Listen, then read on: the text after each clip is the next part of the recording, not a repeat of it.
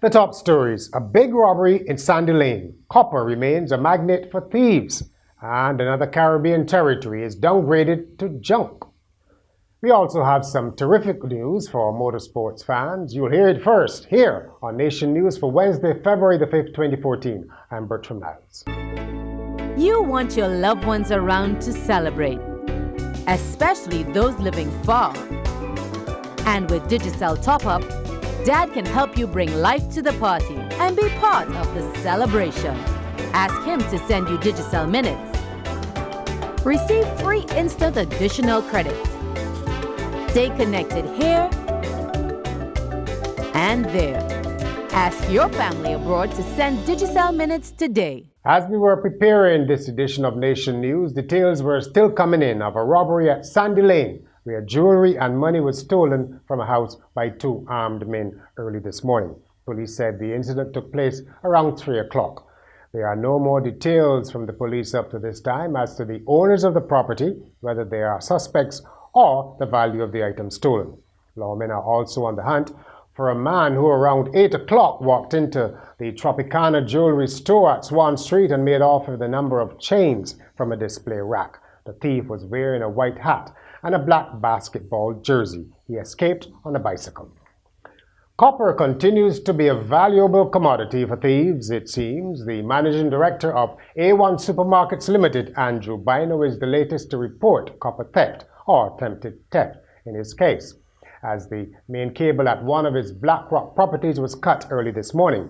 Mr. Bino said since the supermarket moved out of the old Carlton building, it has been hit 4 times, which led them to reroute the electricity supply. But this hasn't stopped the thieves. However, they were unable to get any copper on this occasion. Several businesses in the Carlton complex were hit by the resulting power outage and had to either scale down or close their doors for the day.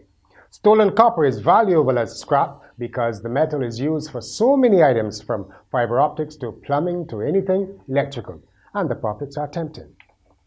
Barbados' claim to be a disabled-friendly destination was put to the test today when a visiting group of polo victims from Florida went on an island tour. It was a result of Fully Accessible Barbados, the name given to a joint project between the Ministry of Tourism and the Barbados Council for the Disabled. Tourism Development Officer Maureen Bridgman said that when the 23-member group arrived on board the cruise ship Celebrity Equinox, 3 disabled accessible vehicles were ready to take them around the country. Well, we just got here, and so far, like Gayleen had said, that the Mount Gay distillery would come out to us. These vehicles are more beautiful and more accessible than I ever imagined. I mean, we've seen it all as we go through the Caribbean, and, you know, like I said, life is not perfect, but this bus, these vehicles are perfect. They certainly fulfilled our needs. The University of the West Indies is definitely coming to town, but don't confuse it with the University of Independence Square, a new initiative of Pan-Africanists that will see the venue used once a month to address the major issues facing Barbadians, a sort of open-air people's assembly.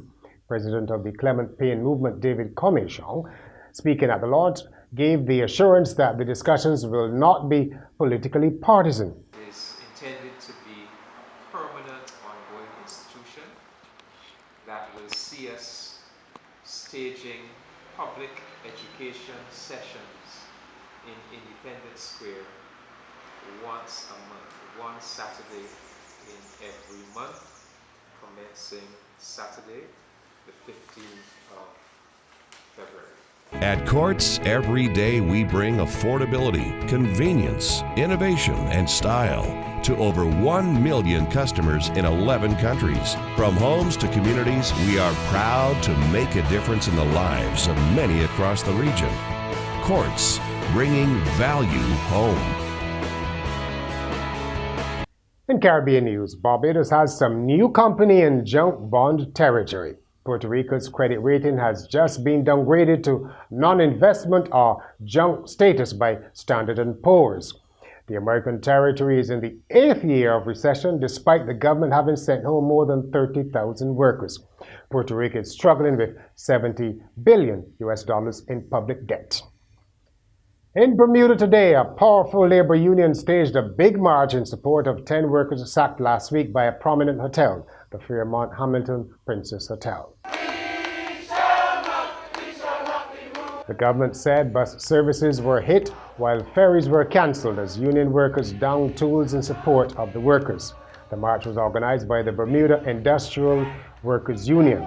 The hotel dispute has gone to arbitration, but the union appears unwilling to participate. There are more than 2,500 teen pregnancies in Trinidad and Tobago each year, with men between 25 and 40 years old being blamed for most of them. The Minister of Education, Tim Gopi Singh, said they were getting away with statutory rape. Dr. Gopi Singh said figures suggested that more than 1,000 of the teen mothers had about 4 children by the time they reached age 19.